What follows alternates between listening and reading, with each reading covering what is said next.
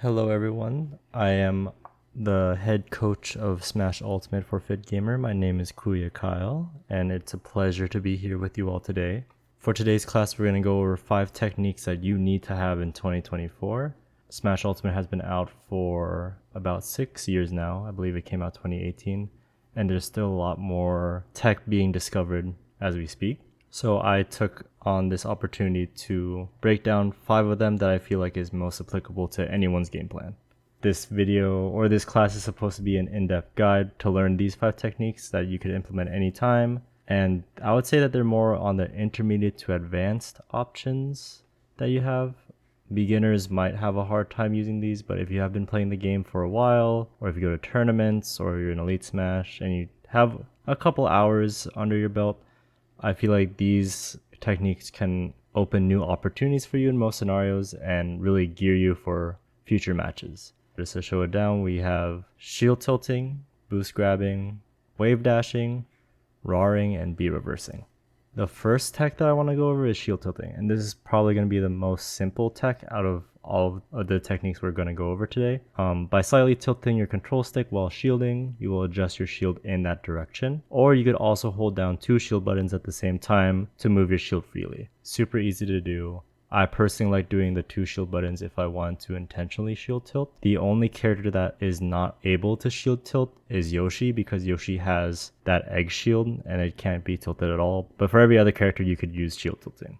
The reasoning behind shield tilting is it counters shield poking. So as you can see here in the image, how the red bubble is covering Link's upper body, but it's not covering his legs. If someone were to hit Link's legs here exclusively, Link would still get hurt because the bubble shield isn't actually protecting that area of his hurt box. The reason why we want to do shield tilting is that if our shield is a bit lower and it's not covering our whole body, we could tilt the shield in the direction of where we want to protect. The best example that I have is because Link is holding his shield up, you could imagine that he's blocking someone that's trying to fall on him with an aerial. This allows him to punish landing aerials a lot easier because he'll hit his shield a lot earlier, and it also protects like his headspace. So imagine if Link was shield tilting, put it down, his head would get clipped and shield poked. This also makes attacks less safe on shield because you could make them hit your shield earlier than they anticipated, which gives us more end lag. And lastly, it's very adaptable for different matchups. So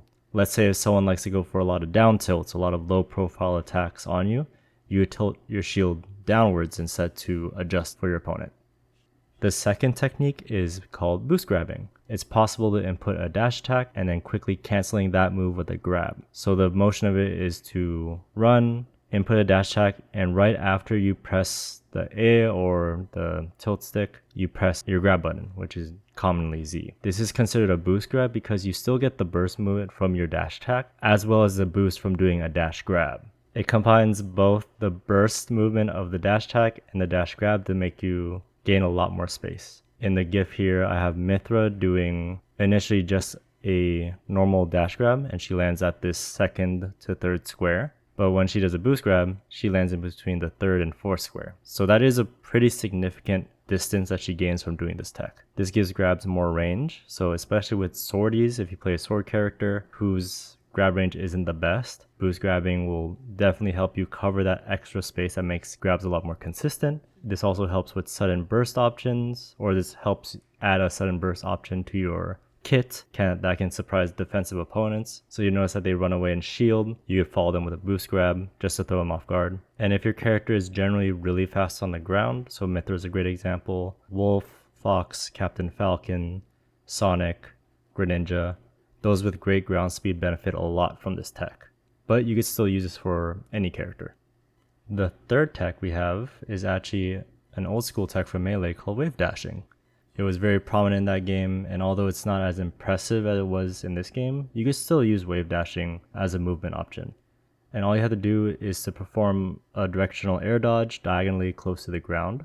And you can see in the GIF here, we have Ness doing a wave dash backwards back onto the platform and onto the top platform, and then to wave dash towards Pit to get a back throw.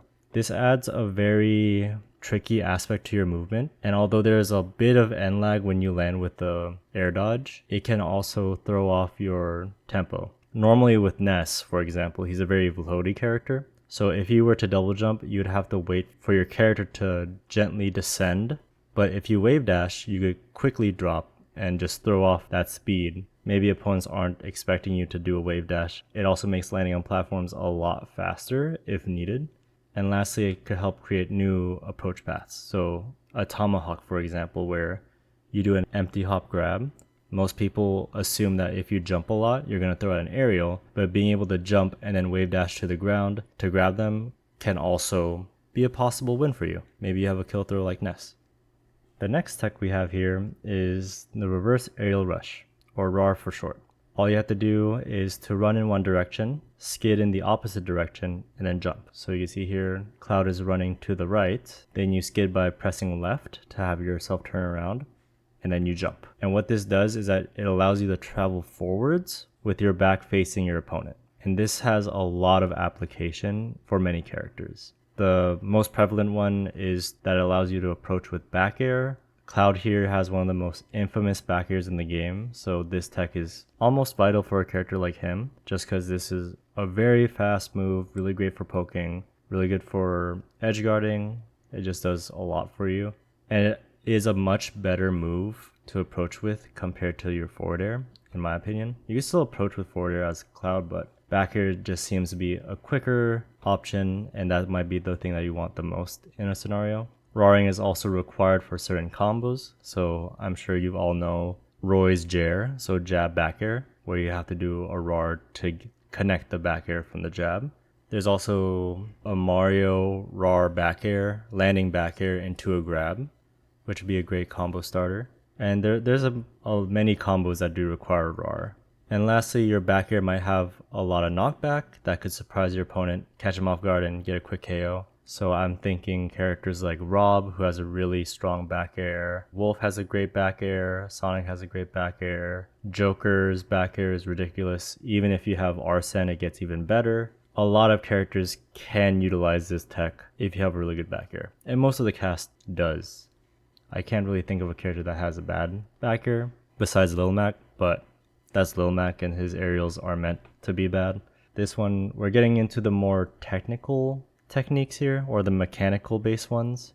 So if you are learning this for the first time, please be patient with yourself, and it might be really tough at first, but once you start building that confidence and muscle memory on doing these moves, it'll start becoming second nature, and you could start implementing it a lot into like your combos, your edge guarding, your neutral, all that good stuff. The last tech that I have for you is B reversing. I personally love this one. If you're in midair and you're jumping in one direction, you want to input your special move, then input the opposite direction you're drifting in with either your control stick or your C stick. I personally use a control stick. And if you do this correctly, you'll do your special move while reversing your aerial drift, as you can see in the GIF here where Mr. Game Watch is jumping in one direction and B reversing in the opposite direction. This tech allows you, or creates a unique and abrupt movement option that's applicable in many scenarios. So I personally like doing this in neutral just to throw people off.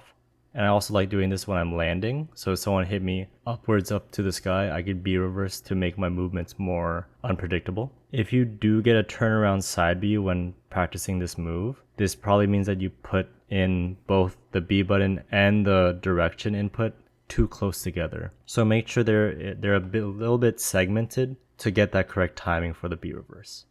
And as you can see, you do it from a full hop, a short hop, and it just makes a very interesting or a very unique way to approach. Certain characters' special moves will benefit a lot from this move. So like Yoshi, Diddy Kong, and Snake, those characters really do love B reversing. Certain characters might not have a good time B reversing. So for example, Ganondorf's Warlock Punch, I don't think you'd really B reverse it. But experiment it with yourself and see if you could apply it to your character. If your character does have pretty good aerial drift, they benefit a lot more just to make that sudden switch in momentum more apparent. And lastly, I know I said 5 techniques, but I want to do one extra tech as a little fun surprise for hanging out with me today. This is called a rising wave bounce.